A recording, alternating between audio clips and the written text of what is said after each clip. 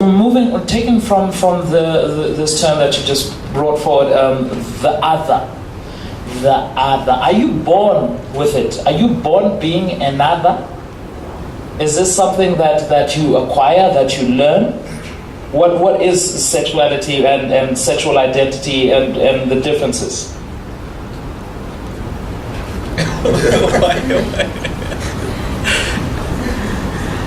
I think it's a bit complex, since we also spoke in Tato. It's a bit more complex.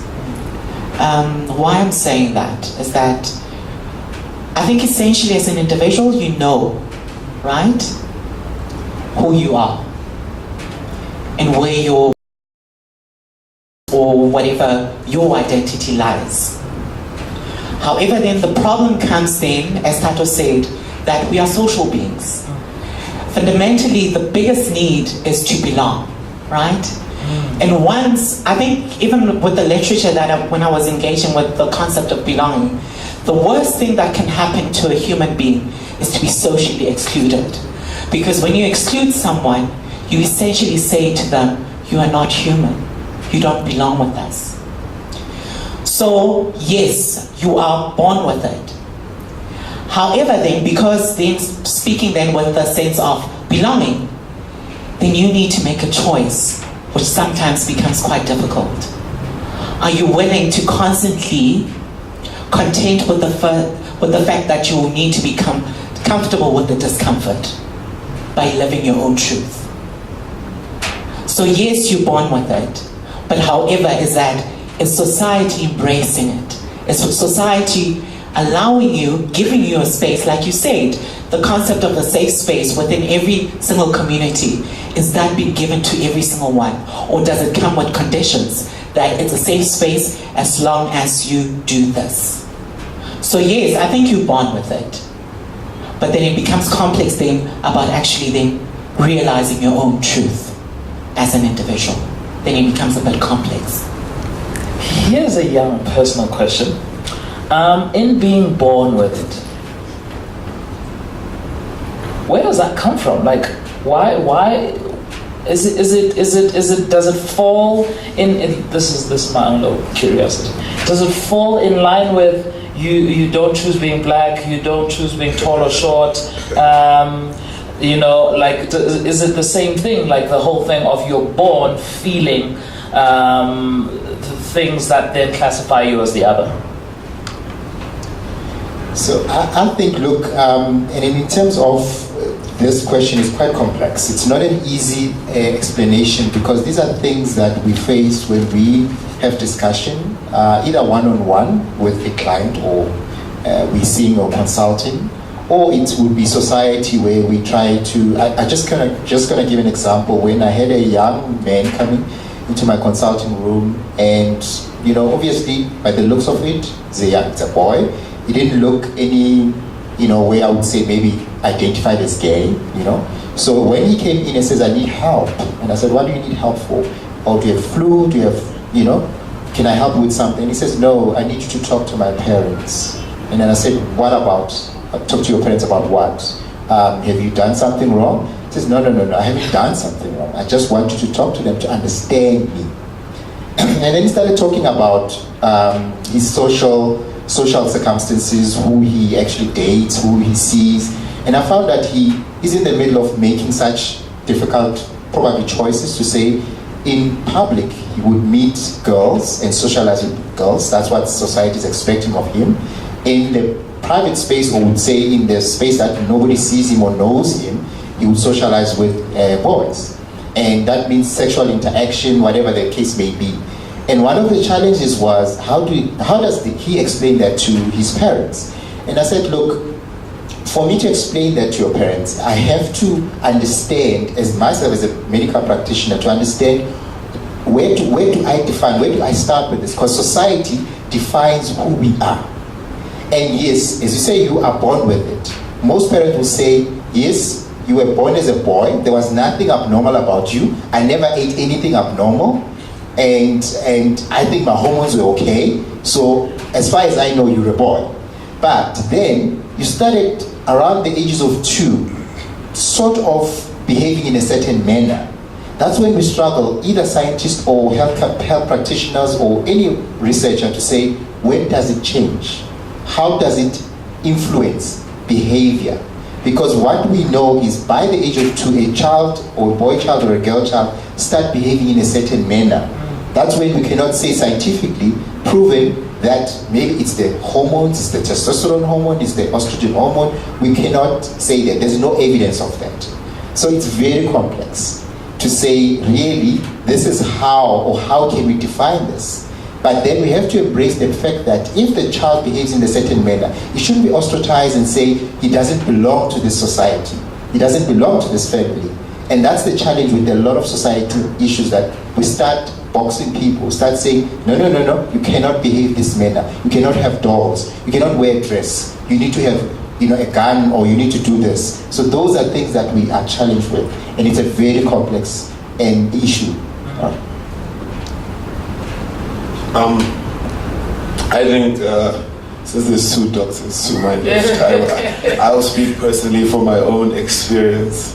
And like I said, I'm an openly gay man now, but I've lived most of my life as a straight man. And there's nothing that kills you as much as performing off stage, especially when you are in performance for a living.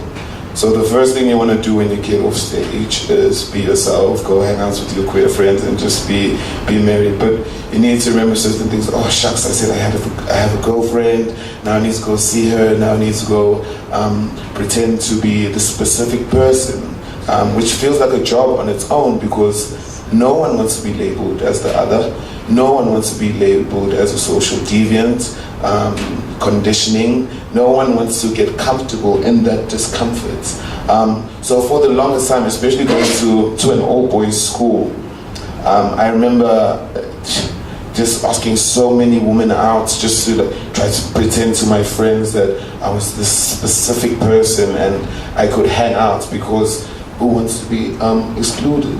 I think it lies in inclusion, and once we can start learn to take away things like labeling people as social deviants for being different or alternative or queer, that could really help in integrating a lot of the LGBTQIA community into society. Yeah, sure. And I think when Doc was actually speaking, when he was saying, then the mother will say, this is a boy, and obviously I raised you as a boy, now you're supposed to be a man. And I think Ms. Perry goes, maybe I'm jumping the line a bit. However, is that thing that most people tend to think that sex, gender, and sexuality are a linear thing. But actually they're not. The mere fact that sex is actually your genitalia, whether you've got a penis, whether you've got a vagina, and it actually has nothing or very little, or sometimes it does have some kind of impact on your own gender, right? And then when we start speaking about gender is, the sex is a biological component, the way I understand it. And then the gender is a socially and culturally constructed identity. It's how do certain genders, how does a man behave within my society? As a man, I'm expected not to cry. As a man, I'm supposed to be violent. As a man, I'm supposed to protect. And it's all of these myths, or most probably their realities within your community, that then become socially inducted within an individual. And then when it comes to sexuality, then it's your attraction to another being. And sexuality actually is more complex because there's a spectrum. It's very rare to find someone who is completely straight. And it's very rare to find someone who is completely gay. And I think that's the scary thing about with a lot of us. Because then it starts then to question. Because if it's not sitting on one extreme, then you start questioning your own identity. Who am I? And then I think also then with the anxiety, it then comes into play, because when a certain individual, when a certain thing that you're trying to suppress you try not to deal with, and it's been brought up by someone, I think the visceral reaction is to discriminate and to push that thing away so that you don't have to deal with your own insecurities, right? And the thing is that even with sexuality, there's different components that are then linked to it. Just the mere fact that you're physically attracted to someone of the opposite sex, it does not mean that you're actually straight. Because attraction is more than that. Because attraction essentially is about intimacy, and intimacy is also quite complex because there's a physical component to it, there's an emotional component to it, there's a spiritual component to it, and then there's an intellectual component to it. And then immediately then when you then find out your own sexual identity is when all of those four factors then come into being. When you say yes, emotionally, spiritually, intellectually, physically, I am attracted to this kind of person. So I think that's where the problem then lies, whereby people then think immediately then when my sex then is then determined and then I've got a penis. And also the other thing is also to challenge the heteronormativity and also cisnormativity that exists within our own society. That as much as most of the time we tend to think, is it a boy or girl? But sometimes we do have people who are intersex, who are born with both genitalias, which then also then starts to then question our own ideas of what it means actually to be a boy or being a girl. Does it mean if I'm a boy, I need to have a penis? Does it really boil down to the sex component only solely? Or are there other factors that are involved? So it becomes quite complex. And the thing is that most of the time as human beings, we tend to essentialize things because it's easier. Because once then we actually realize how complex things are, then it also then requires us then to also start to look within. And that is scary.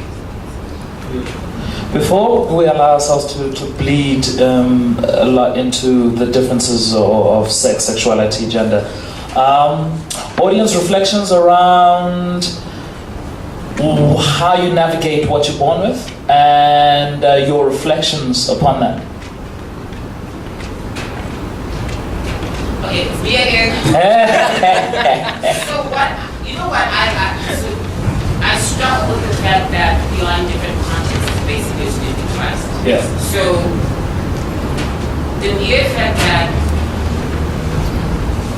you would want, right? And maybe there aren't those terms to define sexuality, gender, those things. Puts me also in an awkward place because it feels like now it's something that's borrowed, that's forced into my space. And sometimes labeling, labeling as much as it enables us to understand things, also it problematizes us as ladies. Because sometimes labeling makes things like set in school, which definite. Like how you say like that struggle of like realizing that maybe you're not 100% gay, maybe you're not 100% straight. Do you understand? So label and say, okay, you're straight, so that's my context. And also when we're speaking about the dress thing, it became a bit awkward that for me, that we put it here, we put these things here according to what we have around us.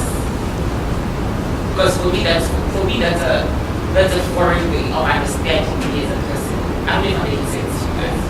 It's a very foreign thing. It's foreign. It's coming to my space, which those words and those terms I don't understand. It's like how when sometimes what people define as transgender, in my view, is not defined as transgender. And the people who are termed as transgender do not define the term, actually define being gay. So labeling sometimes is tricky. Just saying. Yes. Hello, everybody. Would you like a mic now? You can get a mic Then now. I don't have to turn around and If it reaches you. project into the room. Yes, I will. Thank you. I'll do this. Yeah?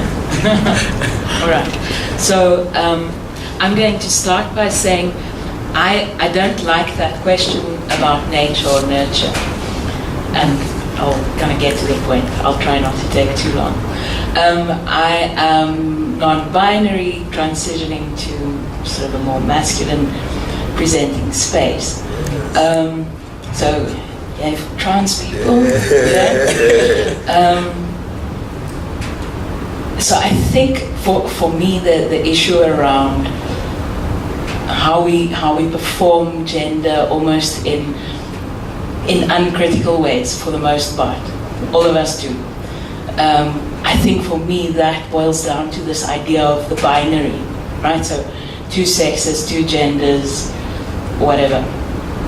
But then someone like Caster Semenya runs into our lives, and we're faced with the realization that, oh, fuck, wait, there's more than one sex, all right? And when we think of intersex as a biological thing, it's not necessarily that you have a penis and a vagina. Even within that, there are many variations.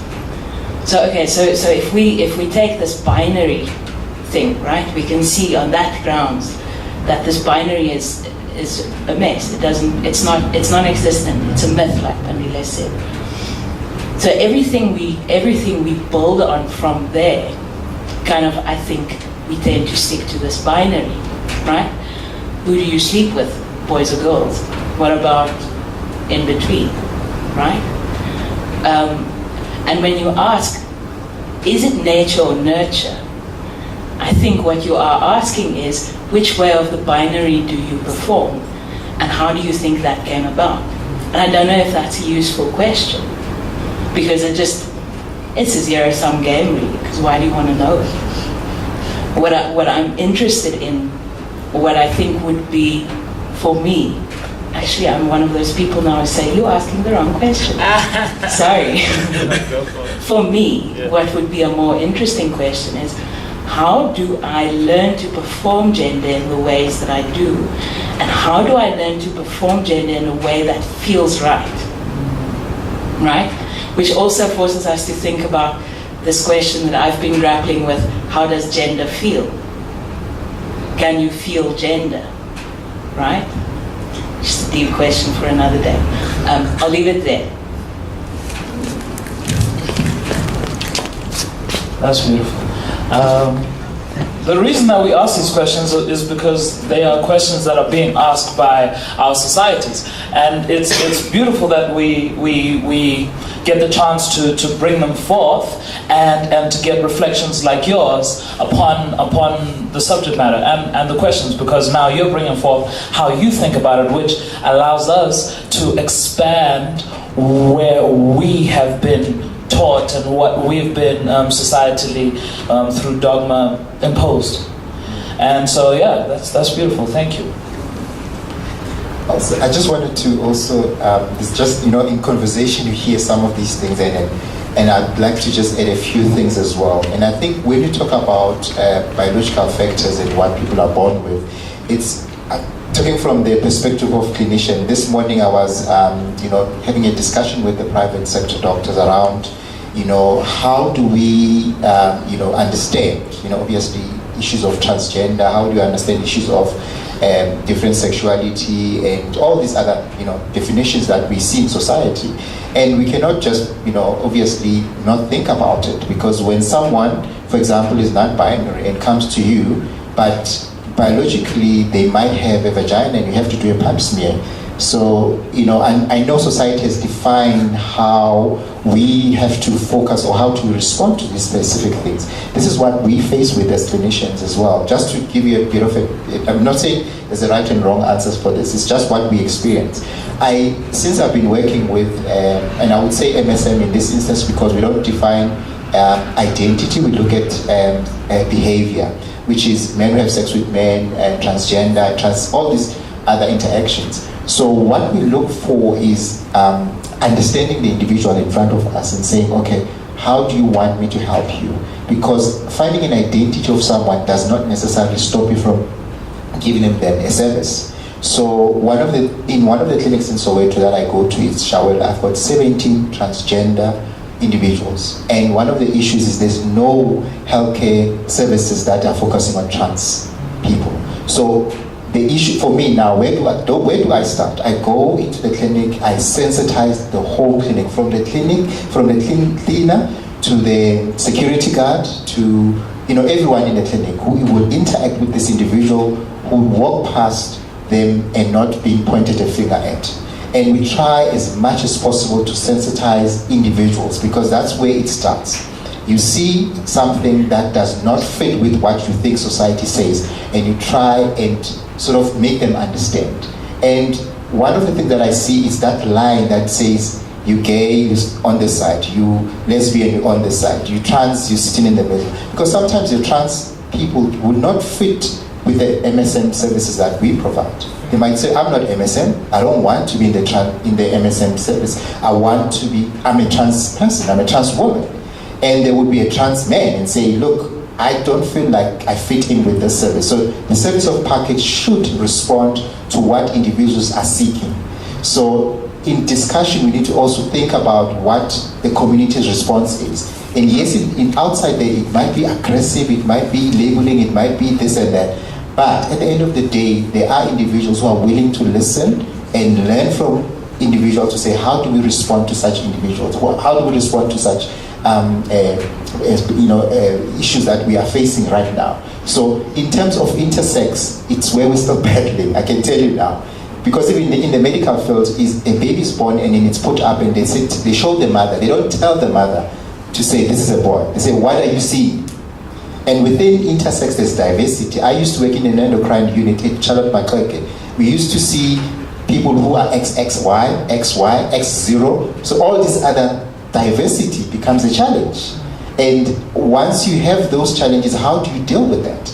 So yes, it's complex. It's not an easy thing. I want to speak back to Khutatu's point. I think you also touched on it as well about labels and how problematic labels can become. I think that's why we also snapped for you when you were like, you're non-gender conforming. I was like, yes, queen. So Not queen though. oh yeah, not queen. Yeah. Your Majesty. Your Majesty. So when you look at that, when you look at that, so the thing with labels is that it strips you, it dehumanizes you, because I could be a judge. I was following this lovely woman, Dr. Anastasia Thompson, and she's like, whatever skill you have, whatever, you could be a judge, you could be a minister, but no, you're trans.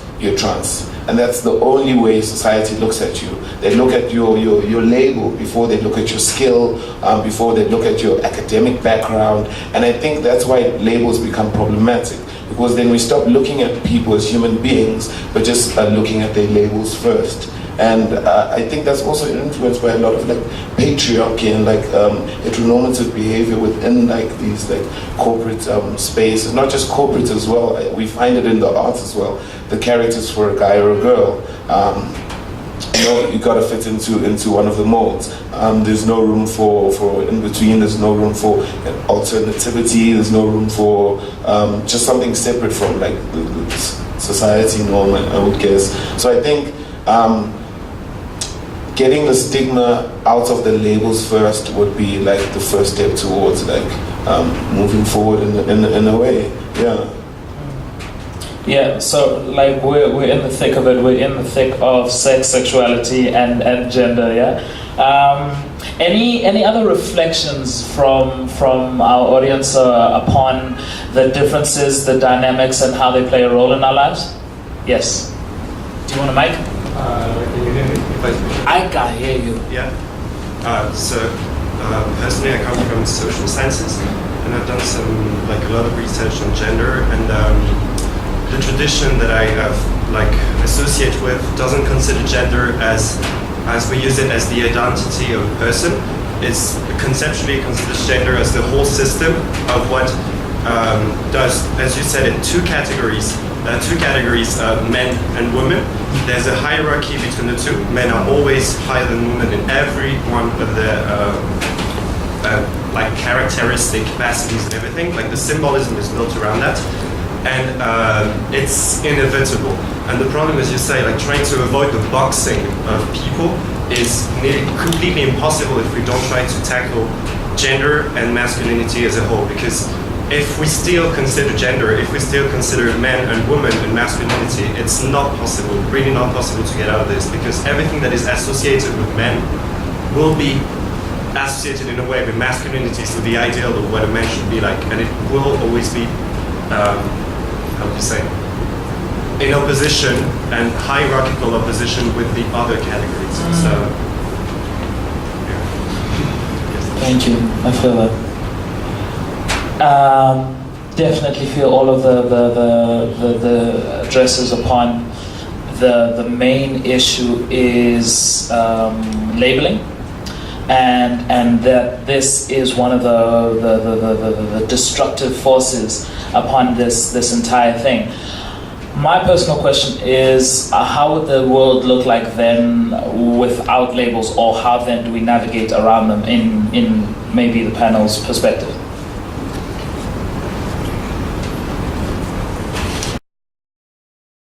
So last year, when I started working in Diepsloot, I started a project for ECD learners. So within this project, it's a workshop series that focuses on gender roles and bullying. And I remember the first contact that I had with the learners was that they kept on referring to me as ma'am. And then I asked them, why do you call me ma'am? In the second session when I saw them. And then they said, because I said to them, why do you think I'm a man instead of a man? And then these are 6-year-olds that I'm talking about.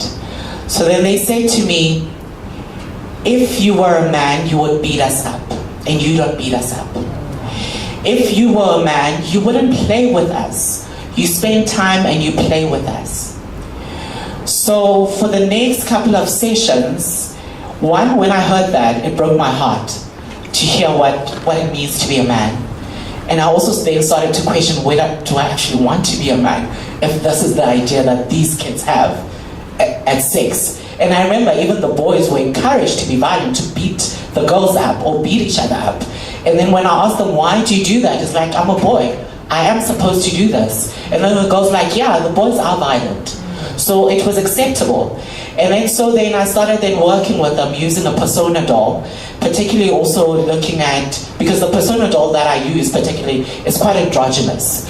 So it has a name that is unisex. It's Mbali. And Mbali does things that other boys don't do. And it was also quite interesting that how then these 6-year-olds then started then to interact with this persona doll. And then strangely enough, in the second last session, or the third last session with them, then I think the penny started to drop. And then many of them, they started to call me sir. And then I remember there was this one girl who then, in the second last session, she would then come and sit next to me. And then afterwards, she then said to me that, I really love you. And I looked at her and I'm like, yeah, I really enjoy spending time with you. And then afterwards, so clearly the 6-year-old was like, clearly this one is not getting what I'm trying to say. And then the last session was like, listen, you are going to wait for me. And then immediately, when I'm old enough, we're gonna get married. And I think that was the success of that intervention. For those 6-year-olds to understand that there's other ways of being a man. That a man does not mean that when you're a man, you're violent. That when you're a man, you can't show feelings and be vulnerable in front of kids. That there's another way of being. So I think that's a way of me sharing the kind of work that I do, to start then challenging that. And I think as much as most probably labels are there, but it's about actually shifting our perceptions about them and understanding that they're actually more diverse and more complex than we think they are.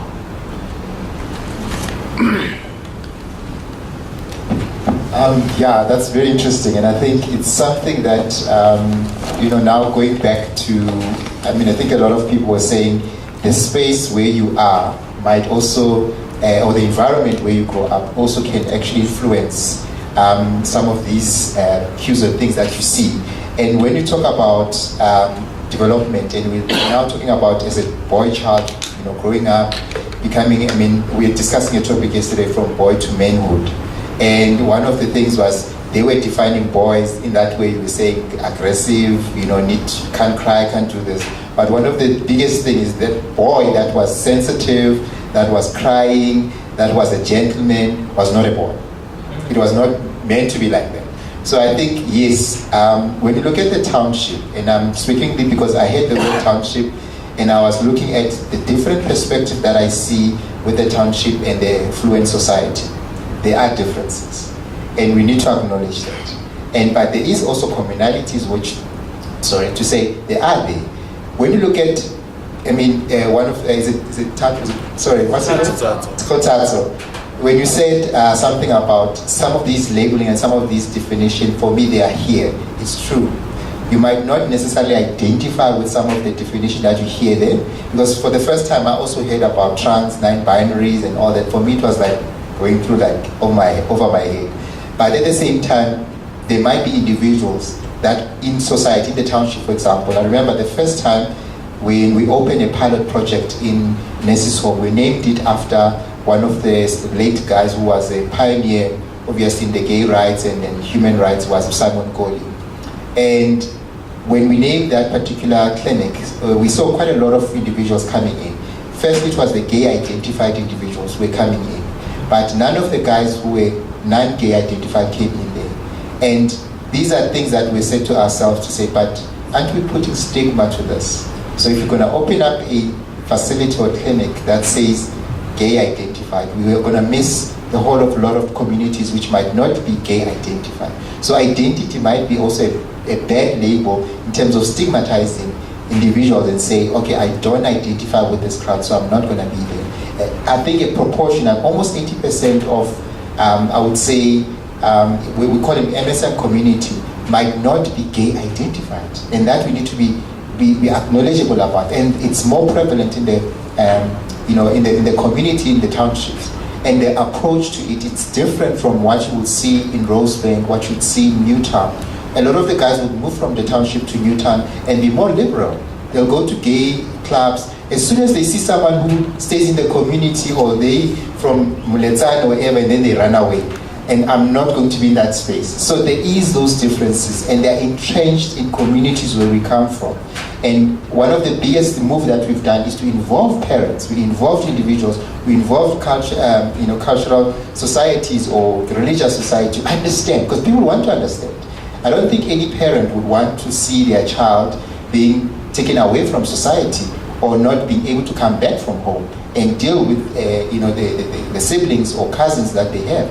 So that's where it starts, and this is where the work that we do in from the NPO that I work with is to try and engage with society in those platforms, even if it's a professional people or the mere auntie that stays in the community, to understand these labels, that if you say to someone is stubborn, it's derogative to that person, and they might not want that label on them.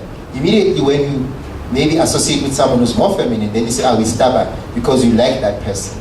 So I think those labels we need to be, it psychologically affect individuals. And as they go through life, they become psychologically affected in how they interact with society.